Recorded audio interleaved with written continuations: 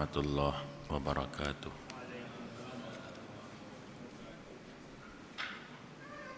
Al-Fatihah.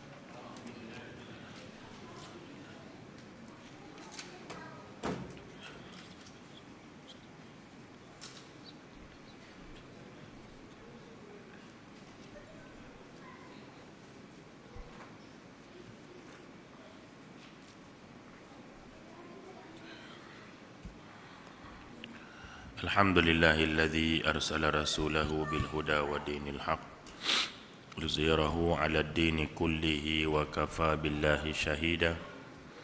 Asyhadu an la ilaha illallah wahdahu la syarika lah wa asyhadu anna sayyidana Muhammadan abduhu wa rasuluh. Allahumma salli wa sallim ala rasulinal karim wa ala alihi wa sahbihi ajma'in. Rabbi shrah li sadri wa yassir li amri wahlul 'uqdatam min lisani yafqahu qawli. Rabbana iftah bainana wa baina qaumina bil haqq wa anta khairul fatihin. Subhanaka la ilma lana illa ma 'allamtana innaka antal alimul hakim. Wala hawla wala quwwata illa billahil aliyyil azim. Amma ba'd.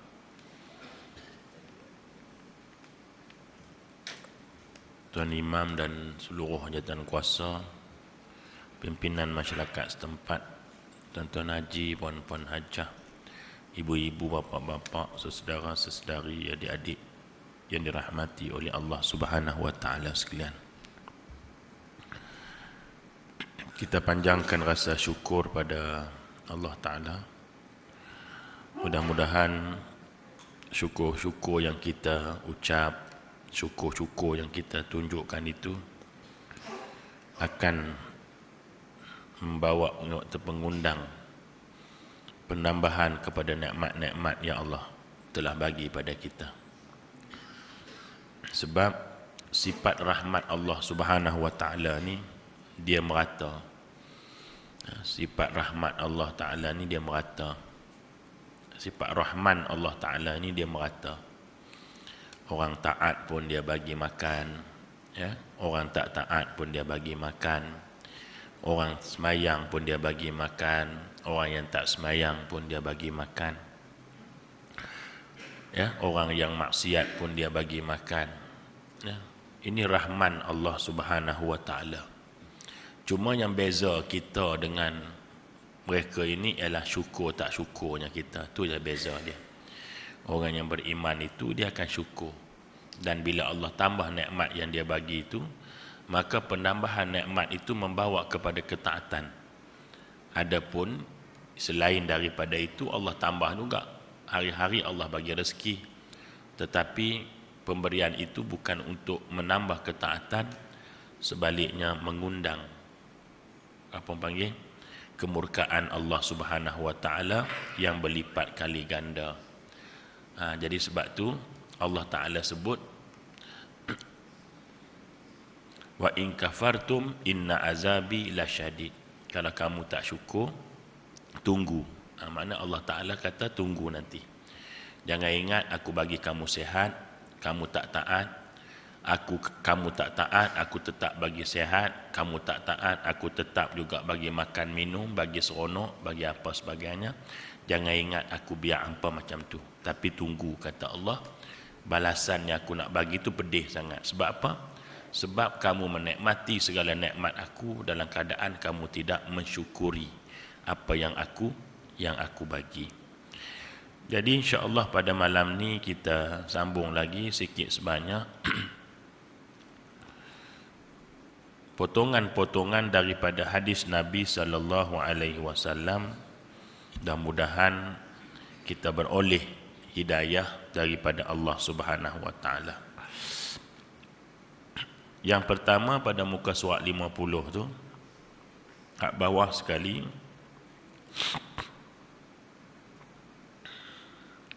a'zamun nas haqqa 'alal mar'ati zawjuha wa a'zamun nasi haqqa 'alal rajul ummuh.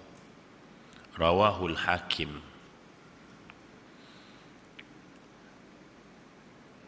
sebesar-besar kewajipan manusia atas perempuan itu adalah suaminya, dan sebesar-besar kewajipan manusia atas lelaki itu adalah ibunya.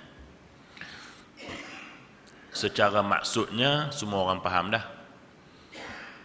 Nabi kata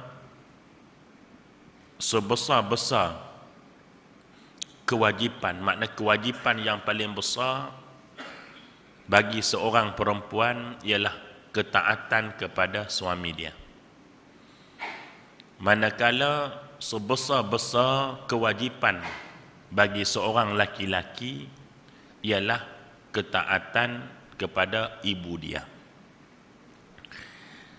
Walaupun hadis ni menyebut a'zamun nas haqqa, hak yang paling besar yang Allah wajibkan ke atas perempuan, laki ni makna bukan tak semayang.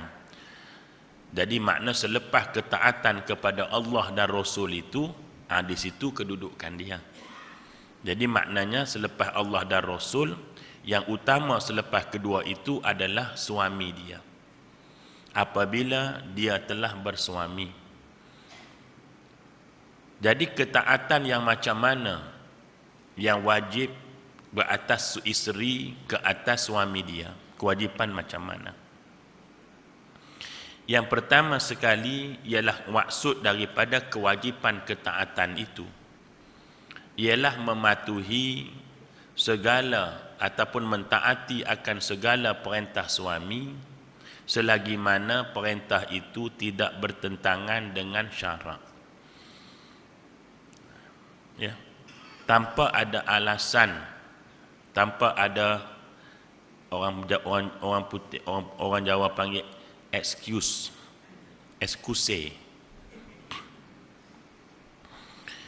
Ya. Itu yang pertama, ketaatan itu.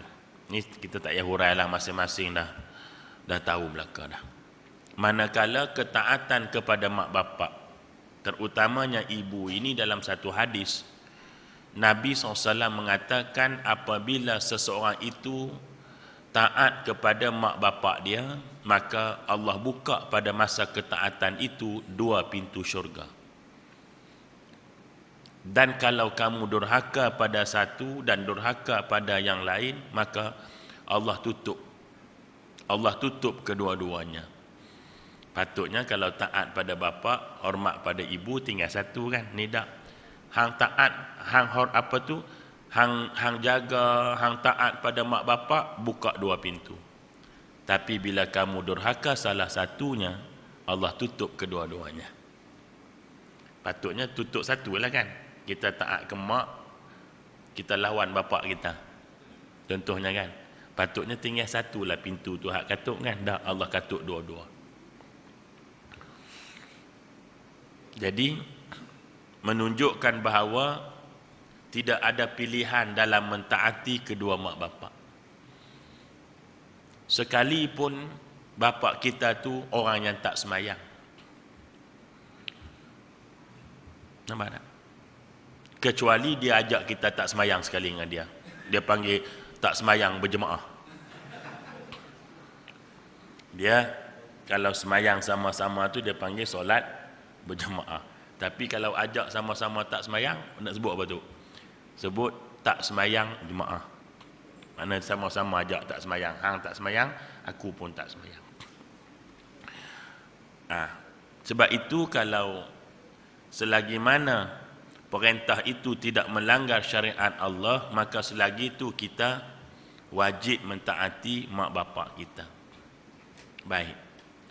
Apa bentuk ketaatan kepada mak bapak? Pertama, apa yang dia suruh kita wajib tunai selagi mana tak bertentangan dengan syarak.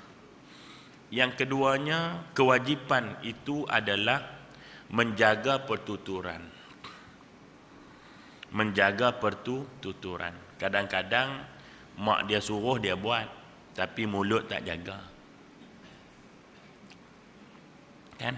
Taat dia. Sama juga dengan isteri tadi. Kadang-kadang dia buat yang suami dia suruh, tapi mulut dia mulut dia tak jaga. Laki dia suruh buat kopi radik, buat dia tu. Sambil-sambil buat, mengomel dia. Daripada dulu sampai lah, asyik suruh orang saja buat ayak. Tak reti buat sendiri.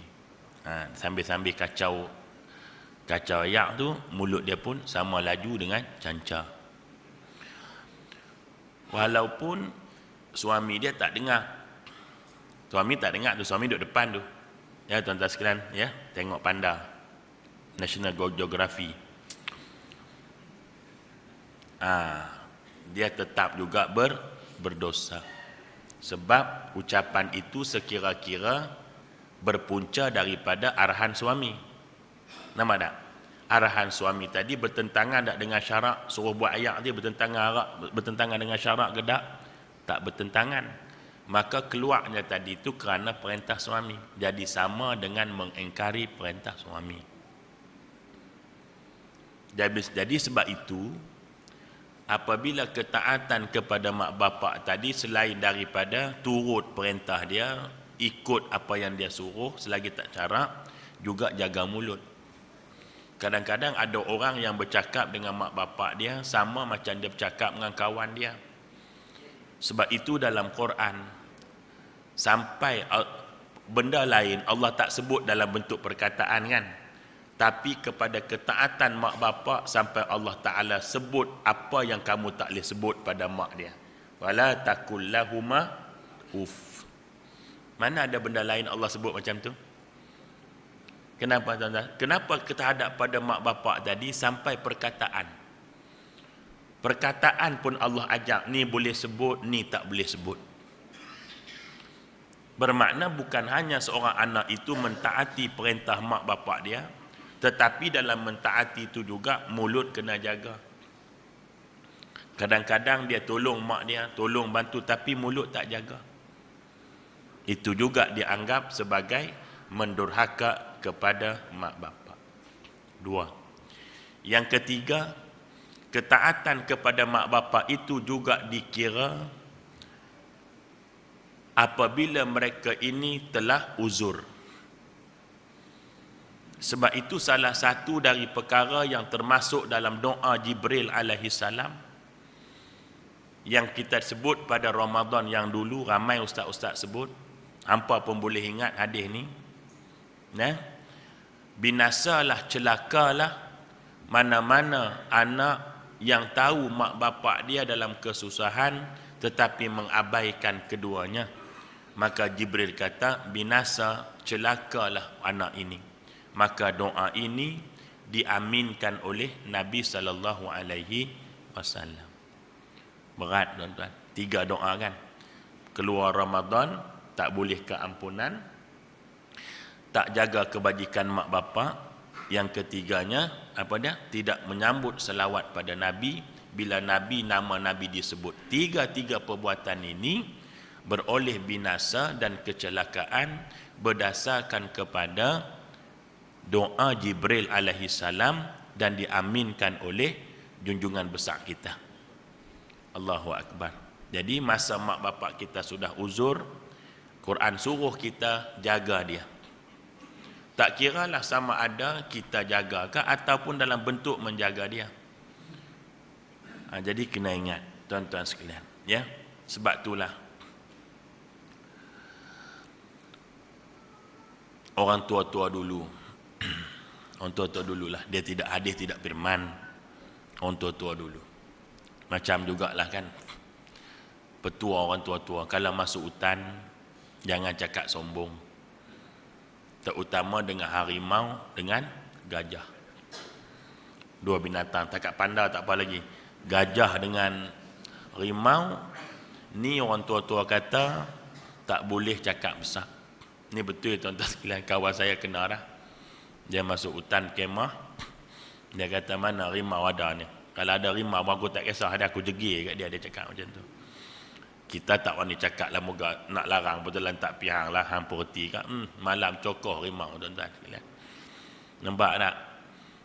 Jadi walaupun ni tidak hadis tidak firman, tapi orang tua-tua begitu. Jadi cuma nak sebut kalau dengan harimau pun tak boleh cakap sombong, Dengan gajah pun tak cakap sombong, ini kau pula dengan Allah Subhanahu Wa Taala. Kan? Cuma Allah Taala tu dia tak serupa harimau lah. Nak? Baik. Jadi ketiga bab apa tu keuzuran. Baru ni ada orang tanya. Seorang orang datang jumpa saya, dia kata baru ni mak sebenar dia datang jumpa dia. Dia tak nak jumpa mak dia sebab marah kerana tak jaga dia. Lepas beranak-beranak tu bagi kat orang. Jadi dia kata berdosa tak saya? Saya kata berdosa. Berdosa macam mana? Dia bukan jaga saya. Saya kata siapa yang kata tak jaga hang? 9 bulan 10 hari dia jaga kamu dalam kandungan. Dia cuma tak jaga masa kamu besar. Mungkin dengan alasan yang kita tak tahu.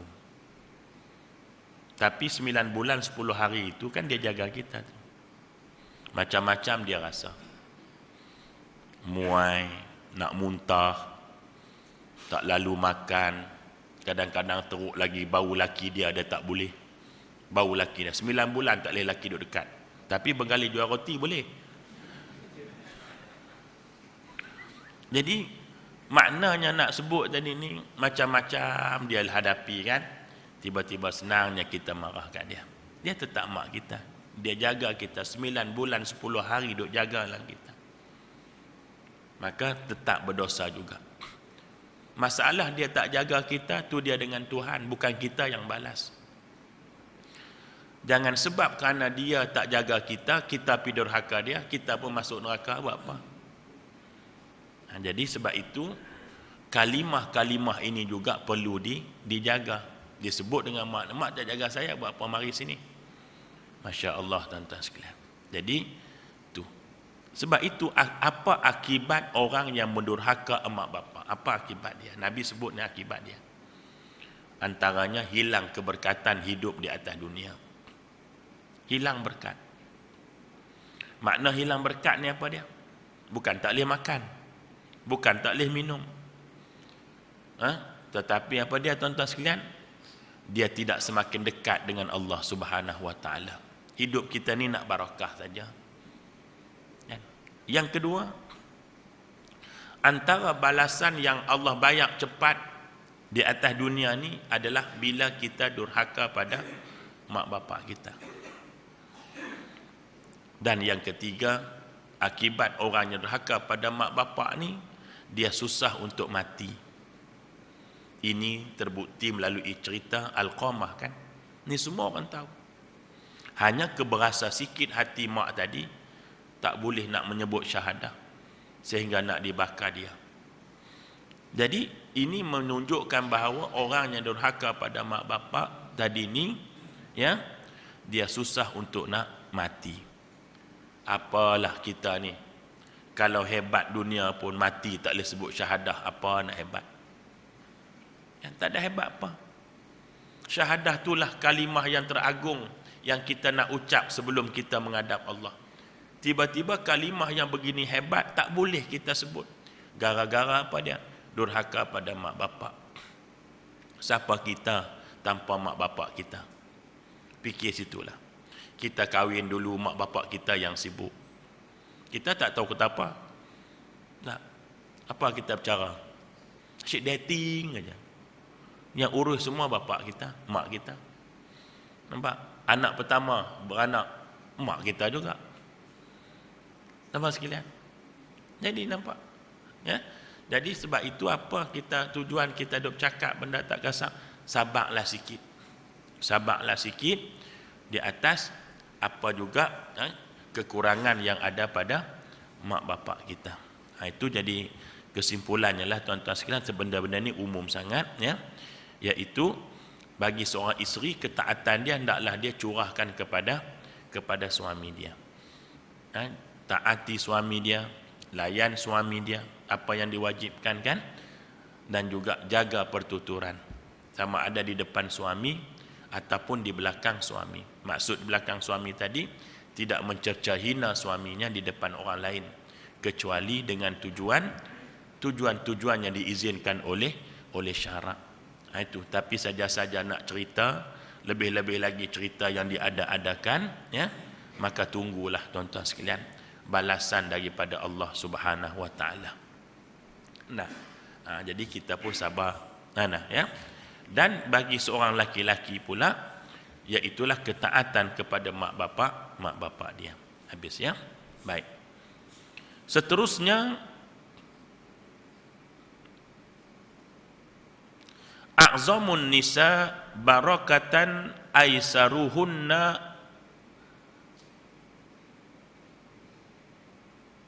apa tu? Mau'unah.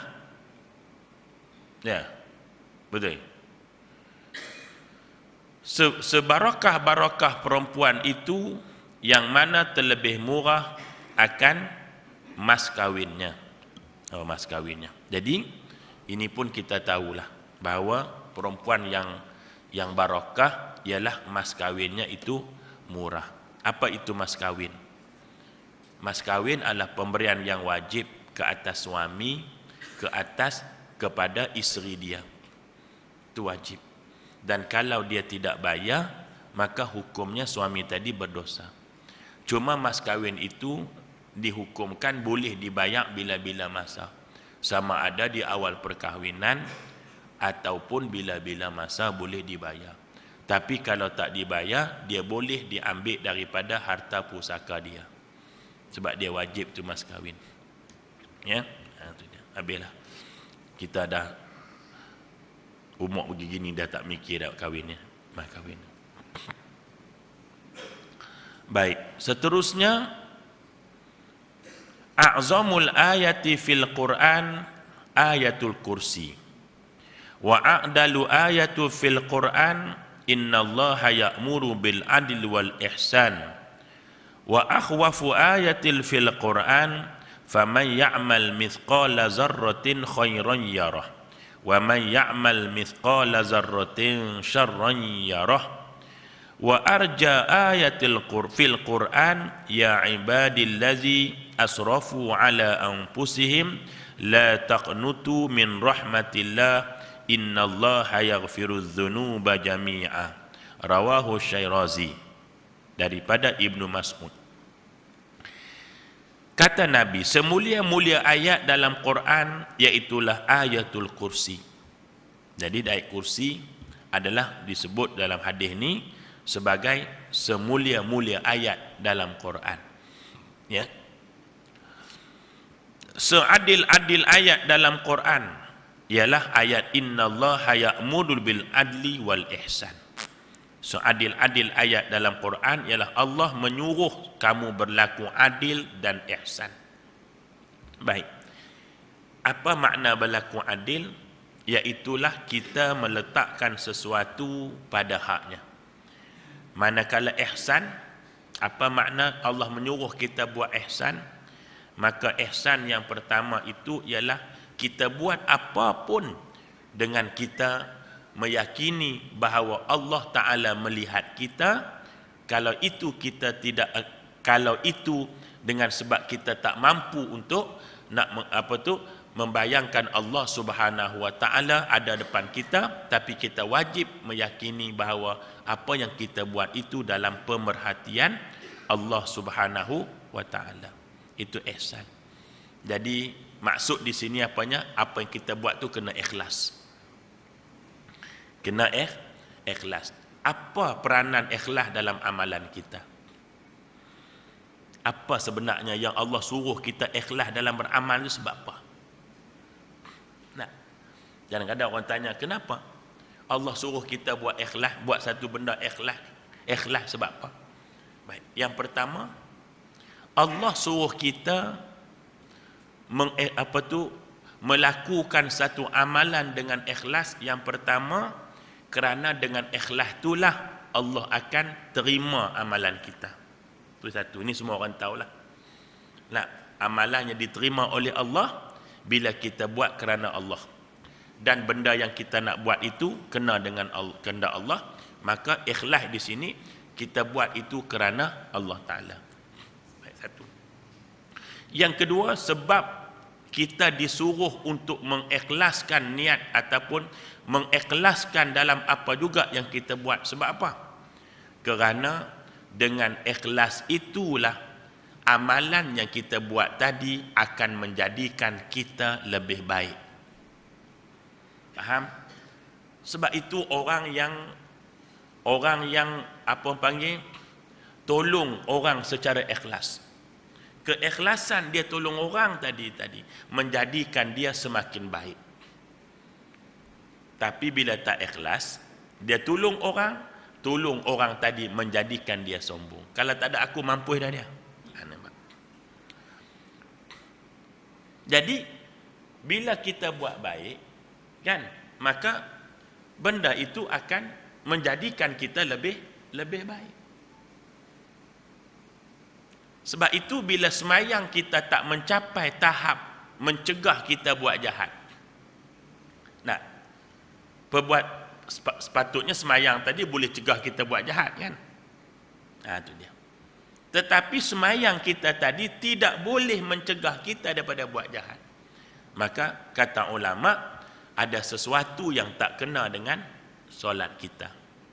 Bukan tak sah, ada sesuatu yang tak kena. Wallahu a'lam. Kita saja yang boleh bermuhasabah terhadap solat kita. Jadi justru itu, kenapa kita dituntut untuk ikhlas dalam beramal? Kerana amalan yang ikhlas itu akan menjadikan kita semakin baik. Yang ketiga, kenapa kita dituntut untuk ikhlas dalam beramal? Kerana dengan ikhlas itulah menjadikan kita tidak mengungkit-ungkit apa yang telah kita buat. Nah, kita buat baik, kemudian mungkin orang yang kita buat baik tadi itu tidak buat sepatutnya kita nak, kita pun ungkit balik. Maka mengungkit perbuatan baik menghapuskan pahala kebaikan kita. Nampak tak? Sebab itu kecuali dengan sebab-sebab yang diizinkan oleh syarak, contoh dalam mahkamah dan sebagainya, kan. Tapi kalau sekadar untuk nak saja duk bercerita tak pasal-pasal, maka merugikan kita. Kenapa perbuatan baik kita selalu sebut? Sebab kita tak ikhlas. Cuba kita ikhlas. Kita ungkit tak benda tu? Kita tak akan ungkit. Sebab kerana mengungkit itu akan menghapuskan pahala amalan kita. Sebab tu Allah Ta'ala suruh kita ikhlas dalam kita beramal. Nampak tak tuan-tuan? Tengok ni, kita ambil cerita. Nabi kan pernah tolong orang Yahudi. Kan? Suap dia bagi makan tu. Pagi-pagi pergi makan, bagi-bagi pergi makan. Yahudi yang buta. Yahudi buta pula. Setiap kali Nabi selesai untuk bagi makan, dipesan oleh orang Yahudi tadi, kamu ni budak baik, wahai kamu ni budak baik, dia kata. Jadi di luar sana ada seorang budak, seorang laki-laki yang jahat. Jadi harap-harap kamu tak berkawan dengan dia lah. Jadi budak tu nama Muhammad. Nabi tak kata apa. Esok mari lagi. Hari-hari dipesan jangan kawan Muhammad, jangan kawan Muhammad. Boleh saja Nabi bubuh racun tikus lah makanan tu. Tapi tak pernah dia sebut. Tak pernah sebut, hang ni hang kenal tak nenek aku duk bagi ni, duk makan hari-hari duk ngata kat aku. Sebab bila kita ungkit saja perbuatan baik kita dengan tujuan nak suruh manusia hargai, kita bimbang pahala amalan kita itu dihapuskan oleh Allah Subhanahu wa taala. Sebab tu satu hari Nabi cakap dengan Aisyah. Nabi kata, orang perempuan ramai masuk neraka aku tengok di surah Mi'raj. Orang laki-laki pun lega, ramai perempuan masuk neraka. Dia lupa perempuan tu mungkin bini dia yang akan heret dia sekali masuk. Perempuan yang neraka tu mungkin anak perempuan dia yang heret dengan kita bapa masuk sekali. Jangan lega sangatlah. Jadi Nabi kata ramai orang perempuan. Aisyah tanya sebab apa orang perempuan ramai dalam neraka. Nabi kata sebab mulut dia. Apa sebab mulutnya? Mengatakan kepada suaminya, aku ni tak boleh apa duduk dengan hang. Sepanjang kahwin dengan hang ni tak boleh apa. Maka ini sebab masuk neraka. Sebab apa masuk neraka? Dengan ucapan ni.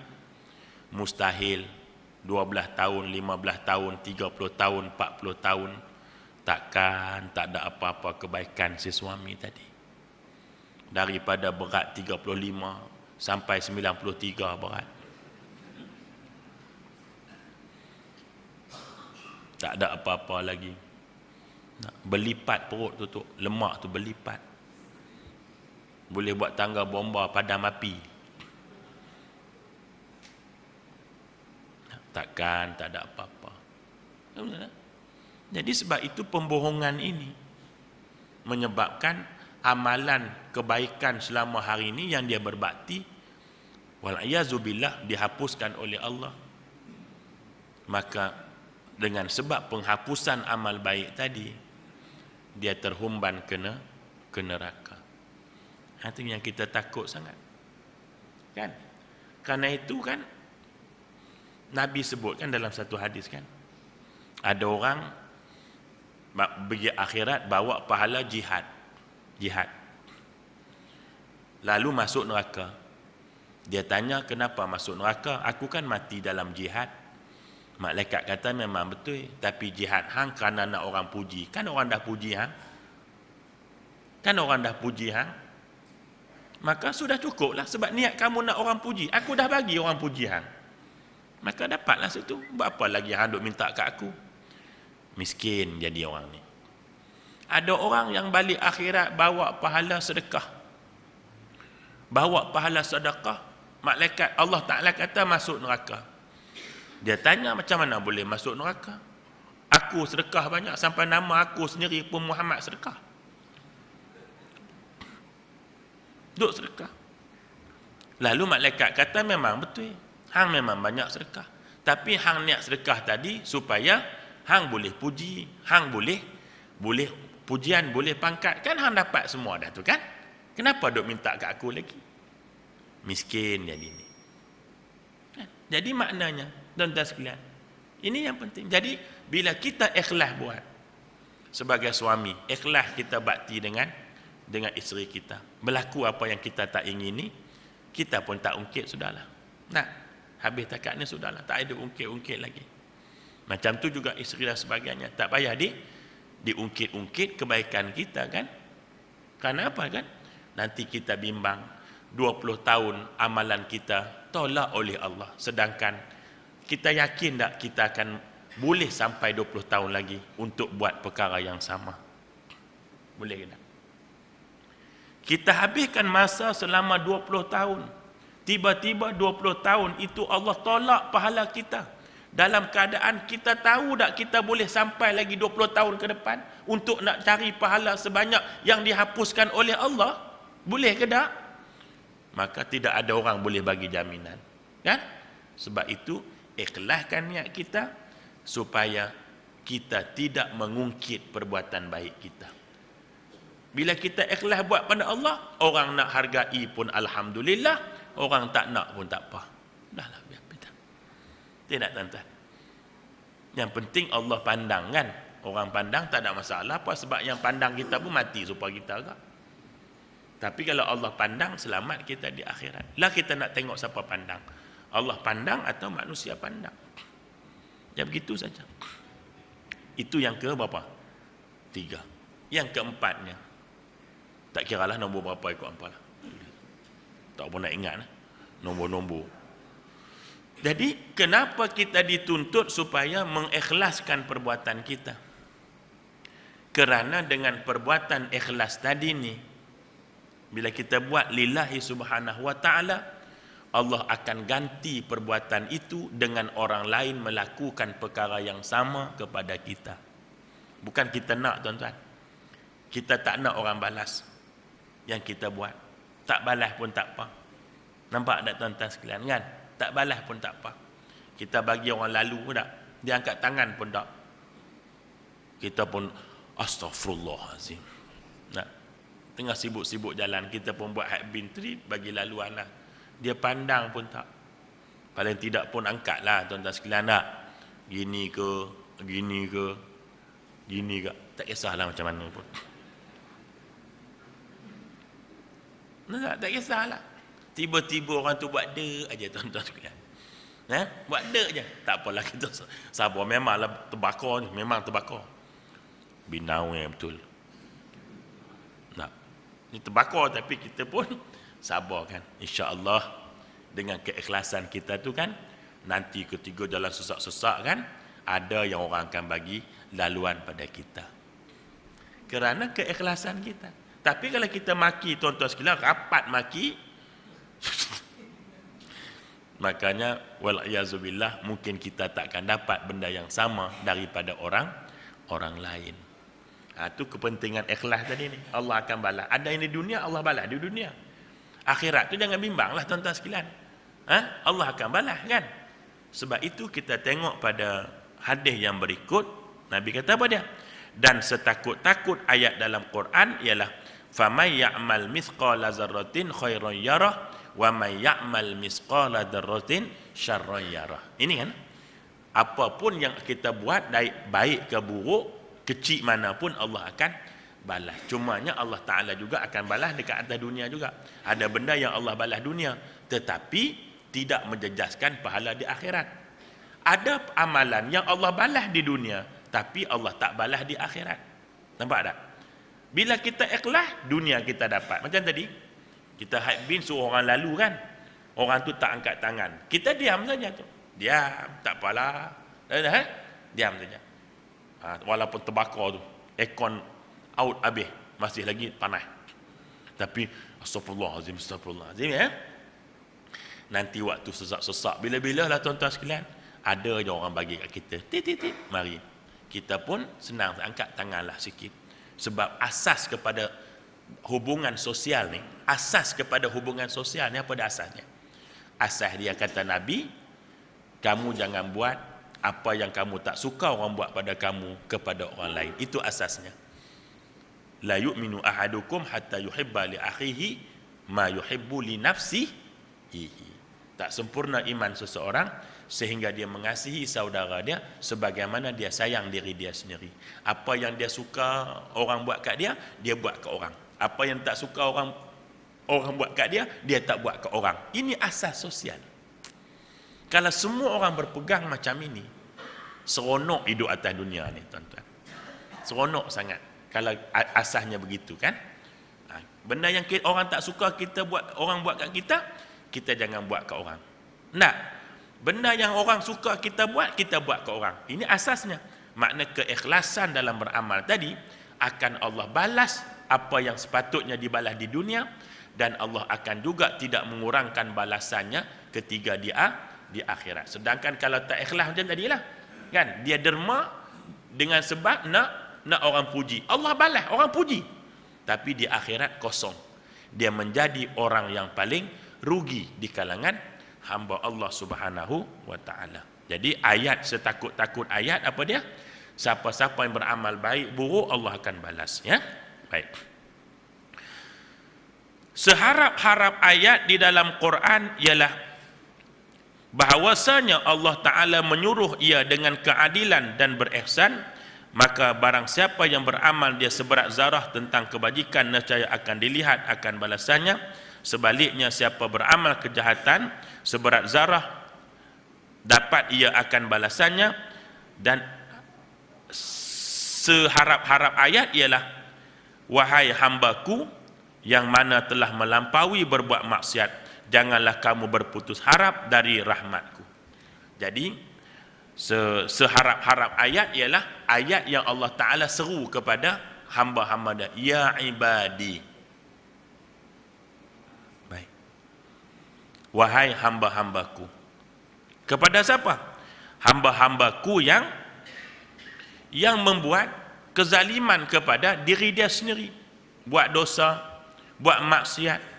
Allah Ta'ala kata, sebanyak mana pun maksiat yang kamu buat, jangan putus daripada rahmat aku. Antara rahmat aku adalah keampunan bagi orang yang meminta ampun kepada aku. Jadi kerana itu kan, jangan kita buat dosa banyak mana pun, jangan duk kata Allah nak ampunkah dosa aku ni. Minta ampun saja dengan Allah.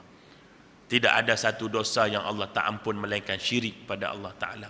Lain dosa semua Allah ampun, dengan syarat dia kita memenuhi syarat-syarat untuk mendapat keampunan daripada Allah Subhanahu wa Ta'ala. Ya, itu dia. Habis. Seterusnya, i'lamu annahu laisa minkum min ahadin illa malun warisihi ahabbu ilaihi min malihi maluka ma qaddamta wa malu warithika ma akhart. Rawahu Nasa'i an Ibnu Mas'ud. Ketahuilah oleh kamu bahawasanya tiada seorang daripada kamu melainkan bermula harta warisnya itulah yang terlebih dikasihi daripada hartanya sendiri. Walhar harta engkau itu barang yang engkau telah dahulukan, bermula harta waris engkau itu barang yang engkau kemudiankan. Apa benda tu? Faham? Faham tak? Kalau faham, hampa duduk sini, aku situ.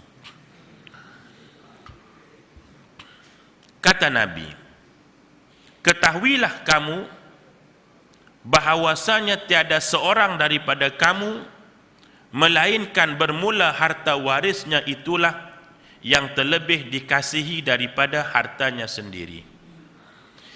Walhal harta engkau itu barang yang engkau telah dahulu, bermula harta waris engkau itu barang yang engkau kemudiankan. Memang gitulah tuan-tuan sekalian, kita ni selalu nak harta orang. Itu sifat kan, yang orang itulah yang kita nak, yang ada pada kita tak pernah kita syukuri. Patutnya syukuri harta yang ada kat hang dulu. Sebab sebelum dapat hak orang, kan hang ada harta hang. Syukuri nikmat harta hang itu, bukan nak tunggu harta orang. Itu maksud dia. Memang sifat manusia begitu. Sifat manusia ni yang dia nak, yang tak dapat itulah yang dia nak. Yang ada kat dia tak pernah dia fikir. Ni manusia ni. Nampak tak? Sebab itu tuan-tuan sekalian, Allah Ta'ala sebut dalam Al-Quran, radhiyallahu anhum wa radu'an. Saya faham ayat ni kan? Untuk nak dapat redha Allah, kena kita redha dulu pada Allah, baru Allah redha kat kita. Ni kita nak redha Allah, tapi kita tak pernah nak redha apa yang Allah bagi kita. Duk kira tamak saja tuan-tuan sekalian. Ni sifat manusia. Redha ni apa tuan-tuan? Redha ni menerima apa yang Allah tentukan pada kita. Walaupun yang Allah tentu tu kan kita tak suka, tu nama redha kan? Mana ada orang cakap saya redha dengan kekayaan saya? Ada? Mana ada? Kalau ada orang cakap tu kena virus Ebola, tuan-tuan sekalian. Apa maksud Ebola tu sekalian? Ya? Jadi dia kata yang selalu kita dengar, saya redha dengan kesusahan saya. Sebab dia tak nak susah. Tapi bila Allah takdirkan dia susah, dia terima ketentuan Allah. Itu nama redha. Mana ada orang cakap saya redha dengan kekayaan saya?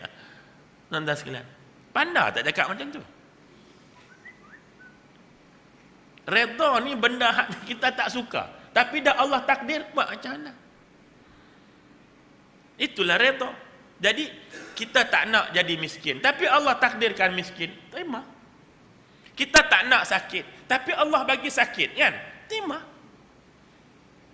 Itu redha. Jadi macam mana Allah nak redha kat kita kalau kita tak pernah redha dengan ketentuan Allah? Kita cuba kita tengok doa Nabi, kan? Ketika dia keluar daripada bumi Taif, kan Nabi doa tu. Nabi kata, hang nak letak aku kat mana wahai Allah? Kalau kamu nak letak aku tengah-tengah musuh yang hari-hari nak merosakkan aku, ataupun kau nak letakkan aku jauh daripada orang yang tak jumpa orang, aku tak kisah. Janji engkau redha pada aku. Kalau letak tengah musuh pun Allah engkau redha, aku redha duduk di tengah musuh. Kalau dengan kau campak aku jauh duduk sorang-sorang menyebabkan kau reda, aku pun boleh terima benda itu. Yang penting Allah reda. Tuan-tuan, yang penting Allah reda. Buat apa kita sehat dalam keadaan murka Allah Ta'ala? Buat apa? Lebih baik sakit dalam keadaan Allah reda pada kita. Kan? Kalau kita sehat pun Allah murka kat kita, buat apa? Biar kita sakit, janji Allah reda dekat kita. Jadi keutamaan kita hari ini cari reda. Cari reda Allah tu, cari. Macam mana cari tu? Yang macam-macam kita mengaji. Jadi sebab itu apa yang ada pada kita, kita fikirlah macam mana nak buat. Jangan duk fikir hak keada ke orang tu. Sebab itu ada orang berebut waris. Berebut tuan-tuan sekalian, harta yang ditinggalkan. Dengan dia lupa melaksanakan terhadap harta yang dia telah ada. Lah kita fikir. Nabi SAW kata, tak sempurna iman seseorang kepadaku kalau dia tidur dalam keadaan kenyang, saudara dia itu lapar. Dia tahu saudara dia lapar. Kita telah sempurnakankah benda ini? Kalau lapar pun Nabi dah tak kata tak sempurna iman dengan dia, macam mana kita tahu dah saudara kita kena bunuh?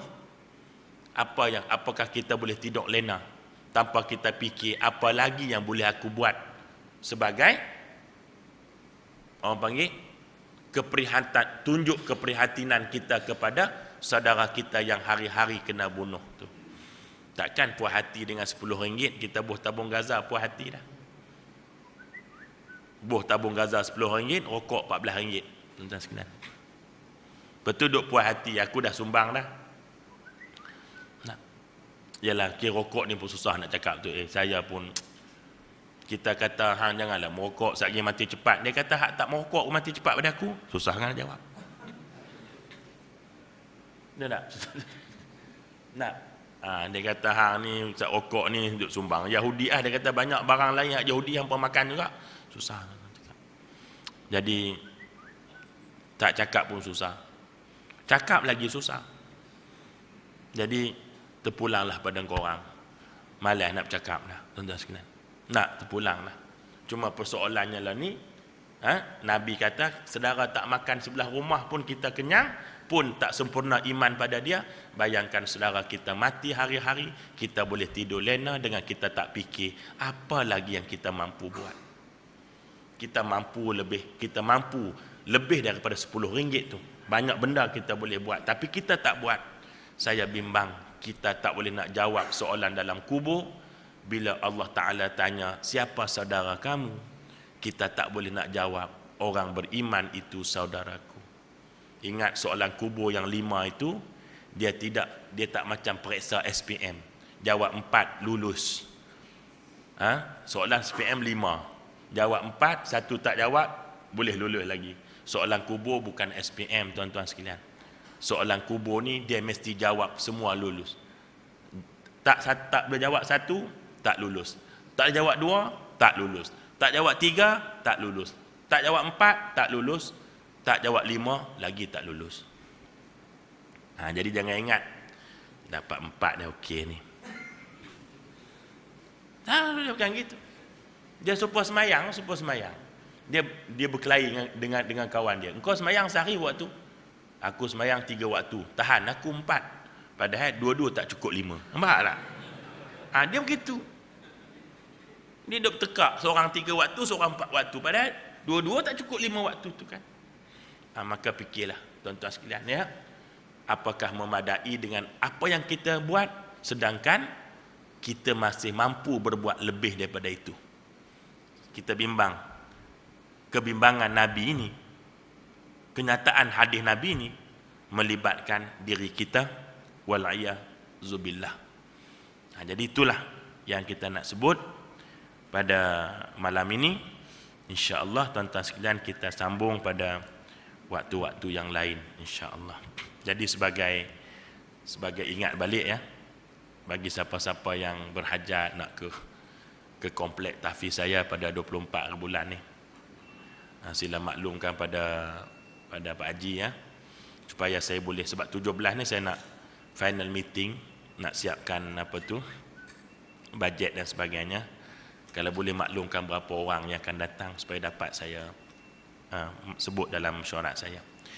Tidak menjanjikan sebarang keluar biasaan ya. Majlis pun peletakan batu asas, bukan apa tu majlis penganugerahan bintang.